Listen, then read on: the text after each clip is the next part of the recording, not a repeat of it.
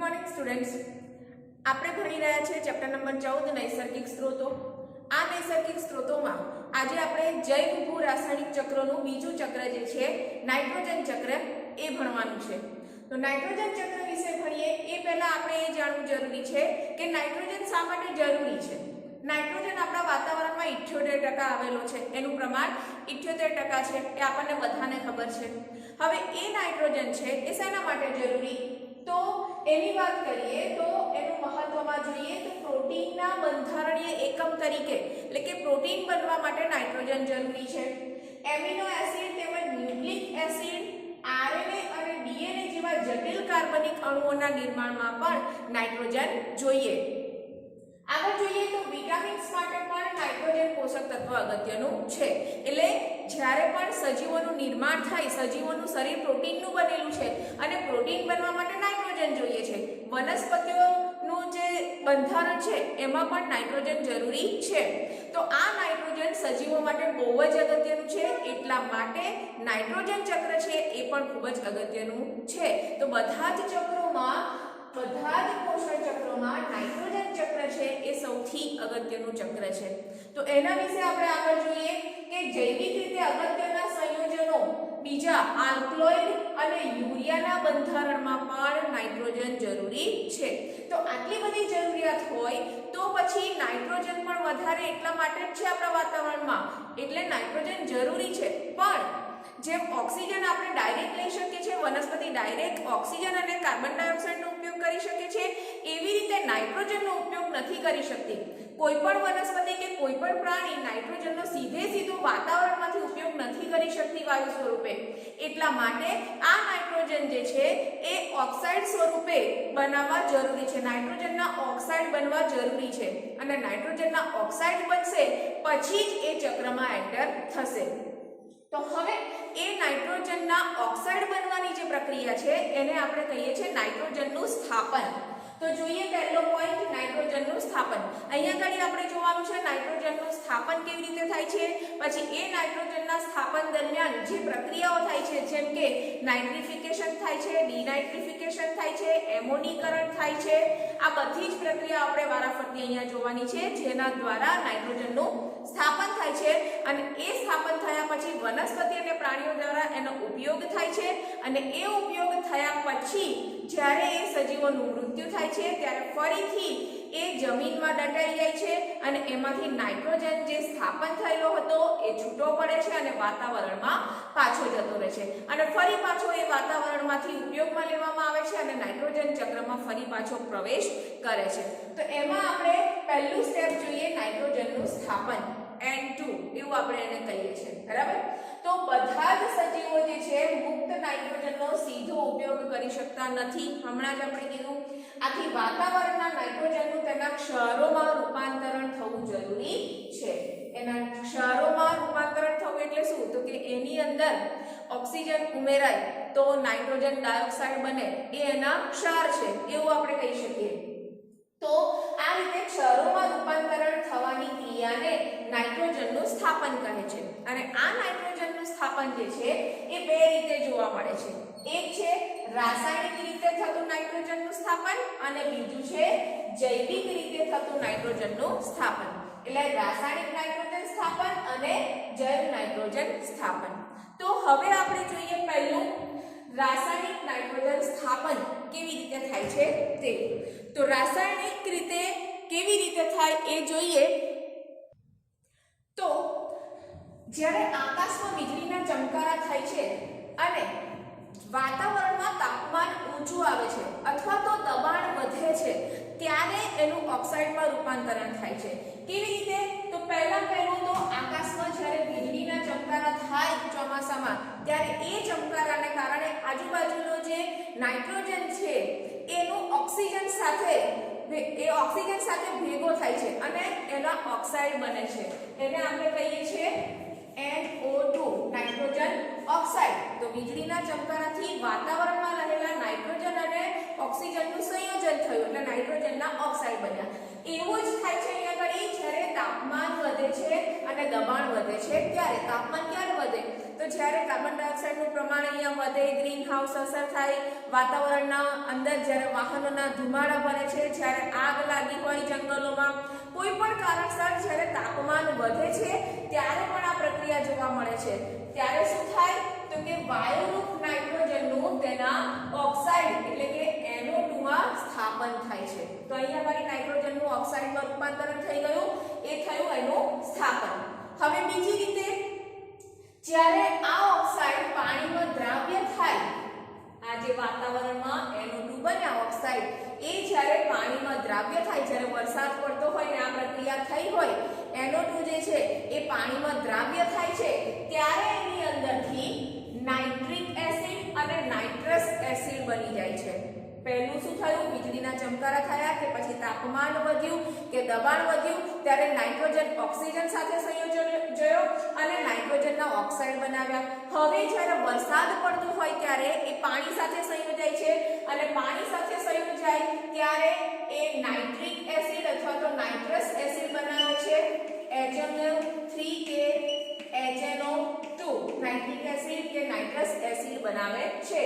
અને આ એસિડ જે છે એ હવે વરસાદના પાણીની સાથે સાથે જમીન પર આવે છે, જમીનની અંદર જાય છે અને પછી એનો ઉપયોગ વનસ્પતિઓ અને પ્રાણીઓ દ્વારા થાય છે. તો વરસાદના પાણી સાથે હવે એ નાઇટ્રોજનના ઓક્સાઇડ્સ જે હતા, જે એસિડ હતા, એ મૃદાવરણ અને જલાવરણમાં પ્રવેશે છે અને ત્યારબાદ વિવિધ સજીવો દ્વારા એનો ઉપયોગ થાય છે. તો વાતાવરણનો નાઇટ્રોજન જે હતો એ હવે સજીવોમાં આવી ગયો. વનસ્પતિએ પણ મૂળ દ્વારા એનું શોષણ કર્યું અને પ્રાણીઓએ પણ એનો ઉપયોગ કર્યો. હવે આ તો થઈ રાસાયણિક રીતે એની સ્થાપના. હવે આપણે જોઈએ જૈવિક રીતે એની સ્થાપના કેવી રીતે થાય છે, એનું સ્થાપન કેવી રીતે થાય છે. તો જૈવિક રીતે થાય તો ઓબ્વિયસલી એની અંદર સજીવો જે છે એ ભાગ ભજવતા હોય છે. તો અહીં આગળ રાસાયણિક નાઇટ્રોજનનું સ્થાપન કરતા જૈવિક રીતે નાઇટ્રોજનનું સ્થાપન જે છે એ અનેક ગણું વધારે હોય છે. કારણ કે વીજળીના ચમકારા તો કોઈક જ વાર જોવા મળે, બરાબર, અને વાતાવરણ ઊંચું થાય કે દબાણ ઊંચું જાય એવું પણ બહુ ઓછું જોવા મળે. જ્યારે આ જે સજીવો છે, સૂક્ષ્મજીવો છે, એ તો હાજર છે જ વાતાવરણમાં, તો અનેક ગણું સ્થાપન જૈવિક રીતે અહીંયા આગળ થતું હોય છે અને એમાં સજીવો ભાગ લેતા હોય છે. મુખ્યત્વે સિમ્બિકુળની વનસ્પતિઓ. હવે સિમ્બિકુળની વનસ્પતિઓ એટલે શું? તો કે કઠોળ વર્ગની જે વનસ્પતિઓ છે તેની વાત આપણે કરીએ છીએ. તમે મેથીની ભાજી જોઈ હશે, એની નીચે મૂળ જે હોય છે ને, આજકાલ વધારે જોવા મળે છે, તો એ મૂળની નીચે જુઓ નાની નાની તમને ગાંઠો જોવા મળશે. આવી રીતે એના મૂળ હોય તો એ મૂળ ઉપર આવી નાની નાની ગાંઠો જોવા મળશે, બરાબર. એને કહેવામાં આવે છે મૂળ ગંડિકા, બરાબર. મૂળની ઉપર જોવા મળતી ગાંઠો એને કહેવામાં આવે છે મૂળ ગંડિકા. આ મૂળ ગંડિકાની અંદર સહજીવન વિતાવે છે બેક્ટેરિયા, જેનું નામ છે રાઇઝોબિયમ બેક્ટેરિયા. ખાસ યાદ રાખજો, સિમ્બિકુળની વનસ્પતિઓ એટલે કે કઠોળ વર્ગની વનસ્પતિઓ જેની સિંગ થતી હોય છે, વાલ છે, વટાણા છે, આ બધા જે છે એ સિમ્બિકુળની વનસ્પતિઓ છે, મગ છે, બરાબર. એની અંદર વિશિષ્ટ પ્રકારની સંરચના એટલે કે મૂળ ગંડિકા જોવા મળે છે. મૂળ ગંડિકા એટલે મૂળ પર જોવા મળતી નાની નાની ગાંઠો જે બેક્ટેરિયા દ્વારા જ બનાવવામાં આવેલી હોય છે.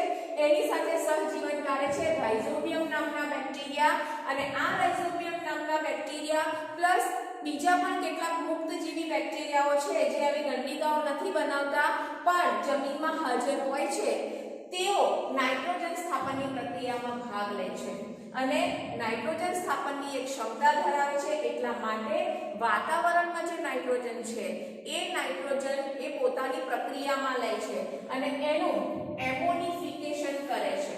હવે એમોનિફિકેશન એટલે શું?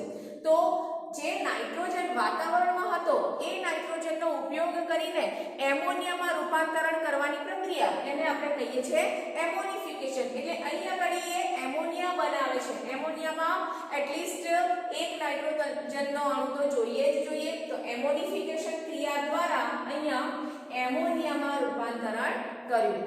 હવે એમોનિયા બન્યા પછી એનું નાઇટ્રિફિકેશન થાય છે. એમોનિયા બન્યા પછી અહીંયા એનું શું થાય છે?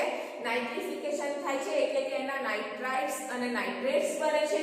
તો એમોનિયા બન્યું પહેલું, પછી એમાંથી નાઇટ્રીકરણની પ્રક્રિયા થઈ એટલે એમાંથી બનશે નાઇટ્રાઇટ NO2- અને નાઇટ્રેટ એટલે કે NO3- એમાં રૂપાંતરણ થાય છે. આ કયા બેક્ટેરિયાઓએ પ્રક્રિયા કરી બધી, બરાબર. હવે આ જે નાઇટ્રાઇટ અને નાઇટ્રેટ્સ બન્યા એ હવે વનસ્પતિ અને પ્રાણી દ્વારા ઉપયોગમાં લેવામાં આવશે. જૈવ ઘટકોમાં નાઇટ્રોજનનું વહન એ જોઈએ. હવે સજીવોમાં એનું વહન કેવી રીતે થાય છે તો હમણાં જ આપણે બનાવ્યું હતું ઉપર એમોનિયા એટલે કે એમોનિયમ નાઇટ્રેટ કે નાઇટ્રાઇટનું હવે વનસ્પતિઓ શોષણ કરે છે. જમીનમાં જે ગયું એનું શોષણ કરે છે. આ બધા બેક્ટેરિયા હતા એ જમીનમાં જ હતા અને જમીનમાં જ પછી નાઇટ્રોજનનું એમણે સ્થાપન કર્યું હતું. નાઇટ્રાઇટ્સ અને નાઇટ્રેટ્સ બનાવેલા, એમોનિયા બનાવેલું, એનું કોણે શોષણ કર્યું? વનસ્પતિઓ શોષણ કર્યું. અને વનસ્પતિઓએ શોષણ કર્યા બાદ આ જે નાઇટ્રાઇટ્સ હતા એનું એમિનો એસિડમાં રૂપાંતરણ કરે છે. હવે એ શું બની ગયું? Amino acid. એટલે વાતાવરણમાં જે નાઇટ્રોજન હતું, નાઇટ્રોજનમાંથી અહીંયા આગળ બનાવ્યું એમોનિયા અને એમોનિયામાંથી એણે નાઇટ્રીકરણની પ્રક્રિયા કરી અને બનાવ્યું NO2- અને NO3- એટલે કે નાઇટ્રાઇટ્સ અને નાઇટ્રેટ્સ. ખાસ ધ્યાન રાખજો, નાઇટ્રાઇટ એટલે NO2- અને નાઇટ્રેટ્સ એટલે NO3-. આ બનાવ્યું. આ બનાવ્યા પછી એનો ઉપયોગ કોણે કર્યો? વનસ્પતિએ એનું શોષણ કર્યું. એનું શોષણ કર્યા પછી વનસ્પતિઓએ શું કર્યું તો કે એનો ઉપયોગ કર્યો અને એનો ઉપયોગ કરીને અહીં આગળ એમણે બનાવ્યા એમિનો એસિડ. એમણે બનાવ્યા એમિનો એસિડ અને એમિનો એસિડ જે બન્યા એ હવે પ્રોટીન નિર્માણમાં ભાગ ભજવે છે. તો એમિનો એસિડ અહીંયા આગળ જે છે એ એમિનો એસિડમાંથી અહીંયા પ્રોટીન નિર્માણની ક્રિયા થાય છે અને પ્રોટીન નિર્માણ થાય તો જ પછી સજીવનો દેહ અસ્તિત્વમાં આવે, વનસ્પતિનો દેહ અસ્તિત્વમાં આવે.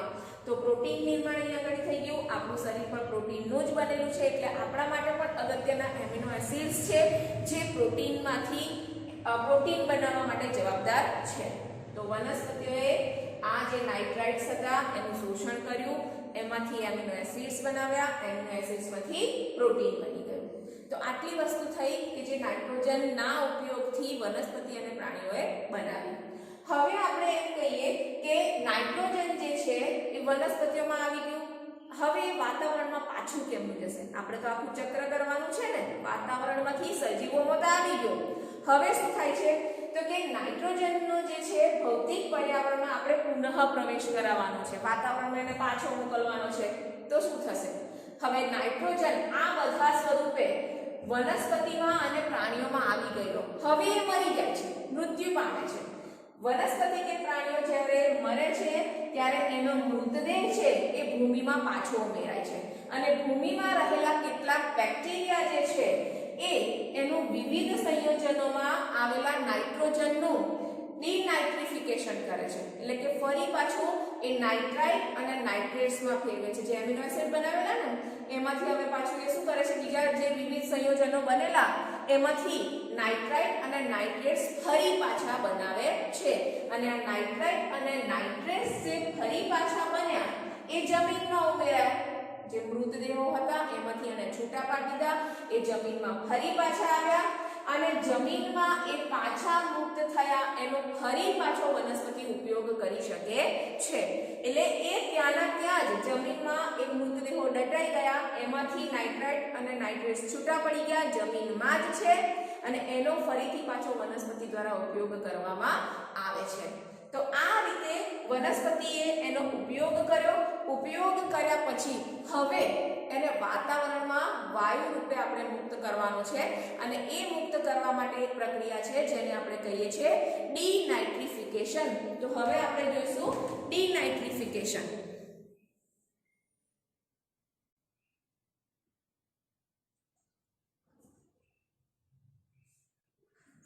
તો અહીંયા આપણે જોઈએ ડિનાઇટ્રિફિકેશન. એમાં કેટલાક સ્યુડોમોનાસ પ્રકારના બેક્ટેરિયા હોય છે અને આ બેક્ટેરિયા જે છે એ નાઇટ્રાઇટ અને નાઇટ્રેટનું અણુ સ્વરૂપમાં રૂપાંતરણ કરે છે.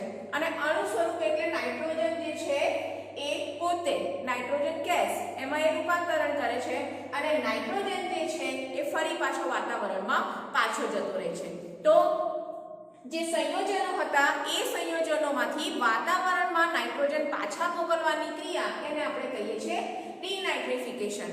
તો આ રીતે આપણે એમોનીકરણ, નાઇટ્રિફિકેશન અને ડિનાઇટ્રિફિકેશન જેવી પ્રક્રિયાઓ દ્વારા વાતાવરણમાં જે નાઇટ્રોજન ચક્ર છે એ ચાલતું રહે છે. અને આ વાતાવરણમાં નાઇટ્રોજન પોતાના મૂળભૂત સ્વરૂપમાંથી પસાર થતા ભૂમિ અને પાણીમાં સાદા અણુઓના સ્વરૂપમાં ફેરવાયો. આપણે હમણાં જોયું તેમ પહેલા મૂળભૂત નાઇટ્રોજન હતો, પછી એ પાણીમાં અને સાદા ક્ષારમાં ફેરવાયો અને સજીવોમાં વધારે જટિલ સ્વરૂપમાં એ ફેરવાયો જેમ કે એમિનો એસિડ્સ, અને પછી અંતે સામાન્ય સ્વરૂપમાં પાછો આવી ગયો અને વાતાવરણમાં એ પાછો આવ્યો ત્યારે અહીંયા ઘડી આ ચક્ર પૂરું થાય છે. આમાં જે પ્રક્રિયાઓ છે એ તમે તમારા આગલા ધોરણમાં 11મા ધોરણમાં સાયન્સમાં તમે વધારે ડિટેલમાં ભણશો. અહીંયા ઘડી આ જે ચક્ર છે એ આપણે અહીંયા ઘડી ચાર્ટ સ્વરૂપે જોઈ લઈએ. તો સૌથી પહેલા તો અહીંયા ઘડી નાઇટ્રોજન વાયુ જે છે એ વાતાવરણમાં હતો, 78% હતો એવું પણ આપણે જોયું હતું. પછી આપણે શું કર્યું તો કે અહીંયા ઘડી વીજળીના ચમકારા થયા, બરાબર? વીજળીના ચમકારા થયા, ઊંચું દબાણ આવ્યું, ઉદ્યોગો અને જે કંઈ પણ તાપમાનમાં વધારો થયો ઉદ્યોગોને કારણે કે બીજી કંઈ પ્રક્રિયાઓને કારણે કે આગ લાગવાને કારણે, એના કારણે વાતાવરણમાં જે નાઇટ્રોજન હતો એ નાઇટ્રોજનનું સ્થાપન થયું અહીંયા ગાડી, બરાબર? અહીંયા ગાડી સ્થાપન જે થાય છે એના દ્વારા અહીંયા એક પ્રક્રિયા થાય છે અને એ પ્રક્રિયાને આપણે કહીએ છીએ નાઇટ્રિફિકેશન. નાઇટ્રિફિકેશન, બરાબર? તો નાઇટ્રિફિકેશન દ્વારા અહીંયાનો જે નાઇટ્રોજન હતો એ હવે અહીંયા ઓક્સિજન સાથે જોડાશે અને ઓક્સિજન સાથે જોડાશે એટલે અહીંયા બનશે NO2. એ પ્રક્રિયાઓ વાતાવરણમાં થતી હોય છે. ઓક્સિજનના અણુઓ અને નાઇટ્રોજનના અણુઓ આ પ્રક્રિયાઓથી ભેગા થયા, એના કારણે નાઇટ્રિફિકેશનની પ્રક્રિયા થઈ અને નાઇટ્રિફિકેશનની પ્રક્રિયા થાય ત્યારે એમાંથી બને છે નાઇટ્રેટ્સ અને નાઇટ્રાઇટ્સ, બરાબર? હવે નાઇટ્રેટ અને નાઇટ્રાઇટ્સ બની ગયા. આ નાઇટ્રેટ્સ અને નાઇટ્રાઇટ્સનો ઉપયોગ પછી વનસ્પતિ દ્વારા થાય છે. વનસ્પતિઓ આ જે જમીનમાં આવ્યો નાઇટ્રોજનના સંયોજનો એ સંયોજનો ઉપયોગ કરે છે, મૂળ દ્વારા એનું શોષણ કરે છે, એ એના જીવરસમાં આવે છે અને ફરી આ લીલી વનસ્પતિ જો પ્રાણીઓ ખાય તો એમનામાં પણ આ સંયોજનો આવે છે. એટલે કે નાઇટ્રોજન જે વાતાવરણમાં હતો નાઇટ્રિફિકેશન દ્વારા નાઇટ્રેટ્સ બનાવ્યા. આ નાઇટ્રેટ્સનો ઉપયોગ લીલી વનસ્પતિઓએ કર્યો, એ લીલી વનસ્પતિ પ્રાણીઓએ ખાધી એટલે એનામાં નાઇટ્રોજન આવ્યો અને એ હવે અહીંયા જે પ્રાણીઓ છે એ અને જે સૂક્ષ્મજીવો છે કે પછી વનસ્પતિ જે છે એ એમોનીકરણની પ્રક્રિયા કરે છે. એમોનિફિકેશન દ્વારા અહીંયા ઘડી એમોનિયા બનાવે છે, બરાબર? તો અહીંયા હવે શું થયું? એક પ્રક્રિયા થઈ. પહેલા અહીંયા એક પ્રક્રિયા થઈ હતી નાઇટ્રિફિકેશનની પ્રક્રિયા. અહીંયા ઘડી એક પ્રક્રિયા થશે એ હશે એમોનિફિકેશન, બરાબર? એમોનીકરણ એવું પણ આપણે કહીએ. તો એમોનિફિકેશન થશે બંને દ્વારા અને અહીંયા ઘડી આપણને મળશે એમોનિયા, બરાબર? હવે આ જે એમોનિયા છે એ એમોનિયામાંથી ફરી પાછું નાઇટ્રિફિકેશન થશે અને અહીંયા ફરી પાછું થશે નાઇટ્રિફિકેશન અને નાઇટ્રિફિકેશન થાય એટલે એમોનિયામાંથી નાઇટ્રાઇટ્સ બને છે અને નાઇટ્રેટ્સ પણ બને છે. હવે નાઇટ્રાઇટ્સ અને નાઇટ્રેટ્સ બન્યા, ફરીથી પાછો એનો ઉપયોગ લીલી વનસ્પતિઓ દ્વારા થાય, પ્રાણીઓ દ્વારા થાય, એમોનિફિકેશન થાય અને એમોનિયા બને. એમોનિયામાંથી ફરી પાછું નાઇટ્રાઇટ અને નાઇટ્રેટ્સ બને છે. પણ જો હવે લીલી વનસ્પતિ આ નાઇટ્રેટ્સ અને નાઇટ્રાઇટ્સનો ઉપયોગ નથી કરતી તો શું થાય છે? તો પછી આ જે નાઇટ્રેટ્સ હતા એ નાઇટ્રેટ્સનું અહીંયા આગળ થાય છે ડિનાઇટ્રિફિકેશન. અહીંયા થાય છે ડિનાઇટ્રિફિકેશન. હમણાં આપણે જે જોયું તે ડિનાઇટ્રિફિકેશન એટલે નાઇટ્રોજન વાયુને માંથી છૂટો પડી જાય છે એ સંયોજનોમાં છૂટો પડી જાય તો એ ફરી પાછો વાતાવરણમાં પાછો જતો રહે છે. તો આ રીતે આ આખું ચક્ર અહીંયા આગળ ચાલ્યા કરે છે. જોયું અહીંયા આગળ આપણે કે ભાઈ વાતાવરણમાં નાઇટ્રોજન વાયુ હતો. આ નાઇટ્રોજન વાયુ જે હતો એ વીજળીના ચમકારા કે પછી ઊંચા દબાણને કારણે ઓક્સિજન સાથે જોડાયો એટલે એ ઓક્સાઇડ બનાવ્યા. એ ઓક્સાઇડ જ્યારે પાણીમાં ઓગળે છે ત્યારે એની અંદર નાઇટ્રિક એસિડ અને નાઇટ્રસ એસિડ એ બને છે વરસાદના પાણી સાથે ભેગા થઈને. એ જમીનમાં આવે છે. એ જમીનમાં આવે એટલે અહીંયા આગળ એનો ઉપયોગ વનસ્પતિ દ્વારા થતો હોય છે. હવે વનસ્પતિ અને પ્રાણીઓએ એનો ઉપયોગ કર્યો એટલે એની અંદર એનો નાઇટ્રોજન વાયુ આવ્યો. જે રાઇઝોબિયમ નામના બેક્ટેરિયા હતા એ પણ વાતાવરણમાંનો જે નાઇટ્રોજન વાયુ છે એનો સીધો ઉપયોગ કરી અને એમોનિફિકેશન દ્વારા એમનો એમોનિયામાં રૂપાંતરણ કરે છે. આ એમોનિયા જે છે એનું ફરી પાછું નાઇટ્રિફિકેશન થાય છે અને નાઇટ્રિફિકેશન થાય એટલે ફરીથી પાછું એમાં નાઇટ્રાઇટ અને નાઇટ્રેટ્સમાં એનું રૂપાંતરણ થાય છે. અહીંયા આપણે જોઈ લીધેલું નાઇટ્રાઇટ અને નાઇટ્રેટ્સ અને એનો ઉપયોગ વનસ્પતિઓ અને પ્રાણીઓ દ્વારા થાય છે. અને પછી જો એનો ઉપયોગ નથી થતો તો પછી નાઇટ્રેટ્સમાંથી નાઇટ્રોજન વાયુ છે એ ફરી પાછો વાતાવરણમાં મુક્ત થાય છે. આ રીતે વાતાવરણમાંથી આવ્યો શેના દ્વારા? વીજળીના ચમકારા દ્વારા આવ્યો તો અથવા તો પછી ઊંચું તાપમાન બરાબર કે પછી ઊંચું દબાણ એના દ્વારા આવ્યો તો નાઇટ્રિફિકેશનની પ્રક્રિયા થઈ અને પછી નાઇટ્રાઇટ્સ બન્યા. આ રીતે અહીંયા આગળ નાઇટ્રોજન ચક્ર પૂરું થાય છે.